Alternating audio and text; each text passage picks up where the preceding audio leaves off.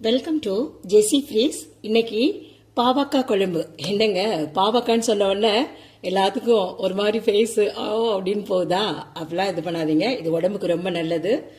இதை நான் செஞ்சு காமிக்கிறேன். நான் எங்கள் அம்மா சொல்லி கொடுத்ததில் நான் எப்படி வந்து அதை நான் செய்கிறேங்கிறத நீங்கள் பார்த்துக்கோங்க. கடாயில்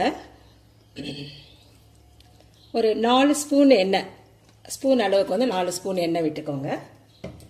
எண்ணெய் விட்டுட்டு எண்ணெய் காஞ்சதும் கொஞ்சம் கடுகு, வெந்தயம்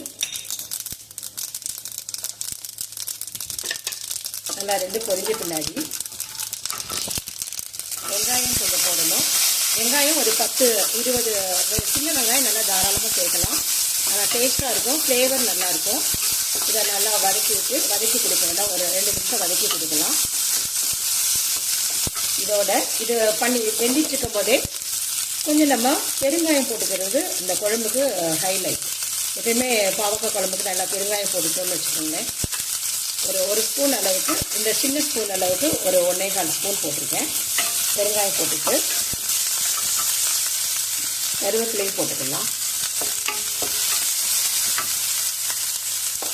போட்டு நல்லா வதக்கி கொடுங்க. பாவக்காய் வந்து நம்ம வீட்டில் பெரியவங்கள்லாம் இருப்பாங்க, சுகர் இருக்குதோ இல்லையாங்க, நம்ம கசப்பு வந்து ரொம்ப நல்லா அடிக்கடி நம்ம சேர்த்துக்கிறது வந்து ரொம்ப ரொம்ப நல்லது. சுகர் இருக்கிறவங்களுக்கெல்லாம் கூட அது வந்து பெஸ்ட்டு. நம்ம வந்து பாவக்காயை வறுத்து சாப்பிட்றத விட, அதாவது ஆயிலில் வந்து ஃப்ரை பண்ணி சாப்பிட்றத விட நம்ம வந்து இப்படி குழம்பு வச்சு சாப்பிட்றது வந்து உடம்புக்கு வந்து ரொம்ப ரொம்ப நல்லது. குழம்புமே வந்து திக்காக வைக்காமல் நல்லா கொஞ்சம் தண்ணியை விட்டு வைங்க. ரொம்ப நல்லாயிருக்கும், சாப்பிட்றதுக்கு நல்லாயிருக்கும். ரொம்ப கசப்பு தன்மைலாம் இருக்காது. சில பேர் அதுக்கு கசப்பு தன்மை நீங்கிறது இது வெல்லம் சேர்க்குறாங்க. அது மிக மிக தவறு. அது நம்ம நாட்டு கலாச்சாரம் இல்லை. அது வந்து வடநாட்டு பக்கம் தான் வெல்லம் சேர்த்து சமைப்பாங்க. நம்ம வந்து அந்த கசப்பை அப்படியே நம்ம வந்து உடம்பு டேக் ஓவர் பண்ணுறதுனா நீங்கள் வந்து அந்த வெல்லம் சேர்க்க வேண்டாம். இதை முடிச்ச பின்னாடி நம்ம ஒரு 10 வெங்காயத்தையும் 2 சின்ன தக்காளியும் நான் அரைச்சி வச்சுருக்கேன். அதை இதோட சேர்த்துக்கிறேங்க. மிக்சியில் போட்டு அடித்து வச்சு அதை சேர்த்து இது ரெண்டையும் கொஞ்சம் நேரம் ஒரு 2 நிமிஷம் அந்த இதோட வதக்கி கொடுங்க.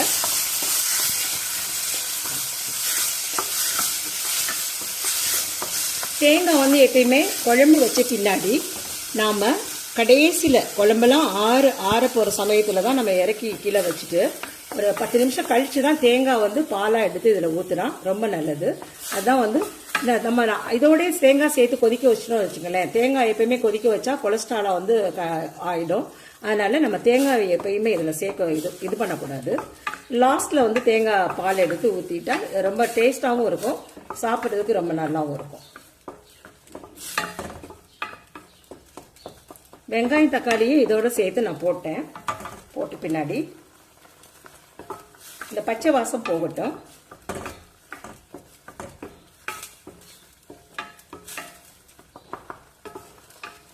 இதோடு நம்ம அரைச்சி வச்சிருக்கிற நான் வந்து இப்போ இன்னைக்கு வந்து இந்த சைஸில் கொஞ்சம் வித்தியாசமாக பாவக்காயை வந்து நான் வந்து கட் பண்ணி வச்சிருக்கிறேன்.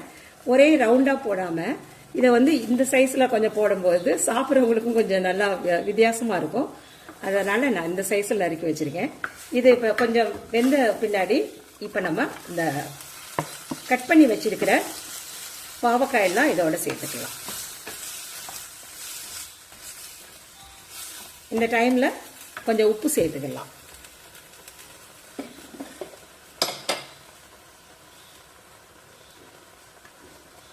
ஒரு 1.5 ஸ்பூன் அளவுக்கு கல் உப்பு. எப்பயுமே நான் கல் உப்பு தான் யூஸ் பண்ணுவேன். சால்ட் வந்து நான் எப்பயுமே யூஸ் பண்ண மாட்டேன். கல் உப்பு உடம்புக்கு ரொம்ப நல்லது. அதனால் நம்ம அந்த கலாச்சாரத்தெல்லாம் விடாமல் நம்ம பின்பற்றணும். அந்த காலத்துலலாம் கல் உப்பு தான் வாங்கி வச்சு பயன்படுத்தியிருக்காங்க. வீட்டுக்கு நல்ல ஐஸ்வர்யத்தையும் கொடுக்கறது கல் உப்பு. அதனால் உடம்புக்கு ஆரோக்கியத்தையும் கொடுக்குது, வீட்டுக்கு ஐஸ்வர்யத்தையும் கொடுக்குறப்போ அந்த கல் உப்பையே நம்ம நெக்லெக்ட் பண்ணணும். அதை நம்ம உணவில் வந்து பயன்படுத்திக்கிறது நல்லது. நீங்கள் சால்ட்டெலாம் எப்பயுமே வாங்குறதா அவாய்ட் பண்ணிடுங்க. இதை ஒரு சின்ன டிப்ஸாக இந்த இதில் நான் உங்களுக்கு சொல்லிக்கிறேன். இது கொஞ்ச நேரம் இதை மூடி வச்சிடலாம். இது கொஞ்ச நேரம் வேகட்டும். இப்போ 5 மினிட்ஸ் ஆயிடுச்சு. இது வந்து கொஞ்சம் நல்லா வதங்கிருச்சு. கொஞ்சம் ஒரு ½ இது வதங்கிருச்சு. அதோட நான் காஷ்மீரி சில்லி கொஞ்சம் சேர்த்துக்கிறேன். இது வந்து காரம் அவ்வளோ இருக்காது.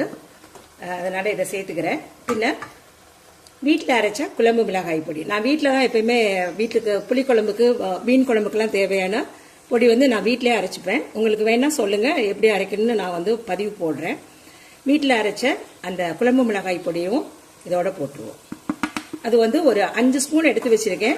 நீங்கள் உங்கள் வீட்டுக்கு நீங்கள் எவ்வளோ பாவக்காய் சேர்த்து குழம்பு வைக்கிறீங்களோ அது வந்து அதை பொறுத்து நீங்கள் வந்து மிளகாய் பொடியும் குழம்பு மிளகாய் பொடியும் யூஸ் பண்ணிக்கோங்க. இது உங்களோட சாய்ஸ் தான். இதை வந்து லைட்டாக கொஞ்சம் பெரட்டி கொடுத்து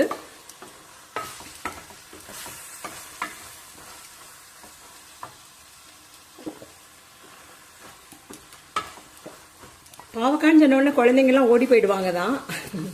அதை நம்ம வந்து எப்படினாலும் அவங்களுக்கு வந்து கொஞ்சம் கசப்பும் அவங்கள சாப்பிட வைக்கணும். அப்போ தான் வயிற்றில் வந்து சின்ன சின்ன புழுக்கள் வந்து இருக்கும் குழந்தைங்களுக்கெல்லாம் ஸ்வீட்லாம் சாப்பிட்றதுனால.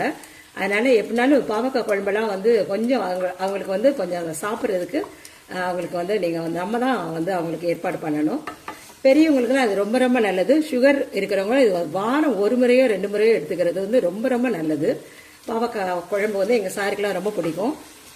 இந்த மெத்தடில் செஞ்சு பாருங்கள், உங்களுக்கு பிடிக்கும்னு நினைக்கிறேன்.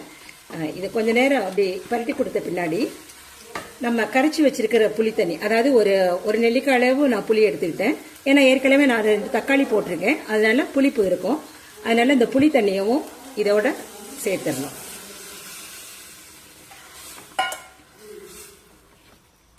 இதை வந்து நம்ம இப்போ ஒரு 1/4 மணி நேரமோ ஒரு 20 நிமிஷமோ நல்லா மூடி வச்சுட்டு நல்லா கொதிச்சு பின்னாடி இதை வந்து ரொம்ப திக்கா சாப்பிட்றவங்க திக்கா சாப்பிட்டுக்கோங்க, கொஞ்சம் தண்ணி குறைச்சி வச்சு. எங்கள் வீட்டில் கொஞ்சம் இது தண்ணியாக தான் இருக்கும். ஏன்னா அந்த பாவக்காயோட நல்லா ஜூஸ்லாம் இது பண்ணும்போது தண்ணியாக கொஞ்சம் குழம்பு இருந்தால் ஊற்றி சாப்பிடும்போது ரொம்ப ரொம்ப நல்லா இருக்கும். இதை வந்து ட்ரை பண்ணுங்க. ஓகே, பாவக்காயோட அருமையை வந்து எல்லாருமே வந்து நம்ம தலைமுறைக்கு வந்து சொல்றது நம்மளோட கடமை. பாவக்காயெல்லாம் மறந்துடக்கூடாது குழந்தைங்கள். அதனால இந்த பாவக்காய் வந்து எங்கள் அம்மா வந்து எனக்கு இப்படிதான் செஞ்சு கொடுப்பாங்க. அதனால ராமநாதபுரம் ஸ்டைலில் வந்து இதை வச்சிருக்கேன், தென்காசியிலிருந்து. அதனால இதை வந்து எல்லாரும் சாப்பிட்டு உடம்பு நலம் பார்த்துக்கோங்க. இது பிடிச்சிருந்தா கொஞ்ச நேரம் நம்ம மூடி வச்சிடலாம். இப்போ நம்ம ஒரு 20 நிமிஷம் அந்த குழம்பை வந்து வேக விட்டாச்சு. இது நல்லா வெந்துருச்சு, குழம்பும் அழகா எண்ணெய் பிரிஞ்சு வந்துருச்சு பாருங்களேன். அப்போ வந்து இதுதான் இதனோட ஸ்டேஜ். இது நான் வந்து ஒரு மூடி வச்சு ஆஃப் பண்ணிட்டு ஒரு 2 நிமிஷம் ஆயிடுச்சு.